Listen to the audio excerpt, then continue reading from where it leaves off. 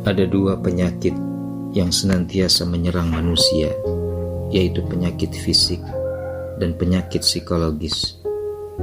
Kedua penyakit ini sama-sama berbahaya jika dibiarkan bersemayam di tubuh dan jiwa.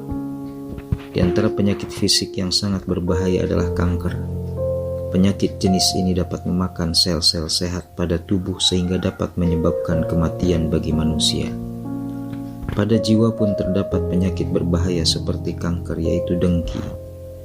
Jika kanker memakan sel-sel sehat, dengki dapat memakan berbagai kebaikan yang berada dalam diri kita. Jika dibiarkan hidup dan tumbuh dalam diri, penyakit ini akan menyebabkan kematian pada hati.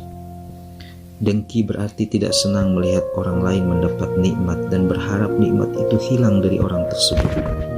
Menurut Al-Quran, tidak senang jika orang lain mendapat kebaikan merupakan salah satu sifat buruk orang kafir. Hal tersebut dijelaskan oleh firman-Nya, "Jika kamu memperoleh kebaikan, niscaya mereka bersedih hati. Tetapi jika kamu mendapat bencana, mereka bergembira karenanya. Jika kamu bersabar dan bertakwa, niscaya tipu daya mereka sedikit pun tidak akan mendatangkan kemudaratan kepadamu.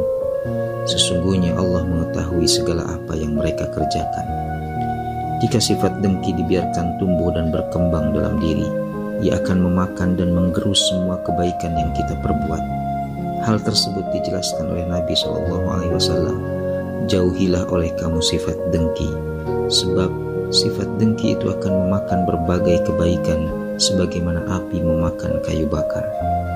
Sebanyak apapun kebaikan yang diperbuat, tidak akan bermakna jika bersamaan dengan itu kita masih memelihara sifat dengki. Bahkan kebaikan tersebut akan berubah menjadi keburukan. Jika pada jiwa kita yang tertinggal adalah keburukan, yang akan tampak adalah keburukan. Oleh karena itu, orang dengki tidak pernah melihat kebaikan pada diri orang yang didengkinya. Semua akan terlihat buruk. Ketika orang yang didengkinya tersenyum, dia maknai sebagai sedang mengejek. Sebaliknya jika cemberut, dimaknainya sebagai memusuhi. Jadi bagi pendengki, semua yang ada pada orang lain terlihat buruk. Tentu saja keadaan demikian tidak akan merugikan orang lain, tapi sebaliknya akan merugikan dirinya sendiri. Dampak buruk sifat dengki tidak hanya akan dirasakan oleh diri sendiri, tapi juga oleh masyarakat. Dalam berinteraksi sosial, terkadang kita terjebak pada konflik dengan orang lain. Sebabnya bisa beragam, mulai karena bercanda, salah faham, sampai karena ketidaktahuan. Semua konflik tersebut akan mudah diselesaikan, kecuali konflik atau permusuhannya dikarenakan kedengkian.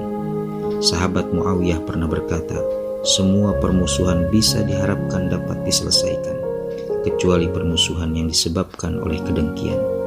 Melihat begitu bahayanya sifat dengki bagi diri kita, menghindarinya merupakan keharusan. Salah satu cara menghindarinya adalah dengan memahami hakikat dengki. Perbuatan dengki tidak akan merugikan orang yang didengki, tapi malah akan merugikan diri sendiri.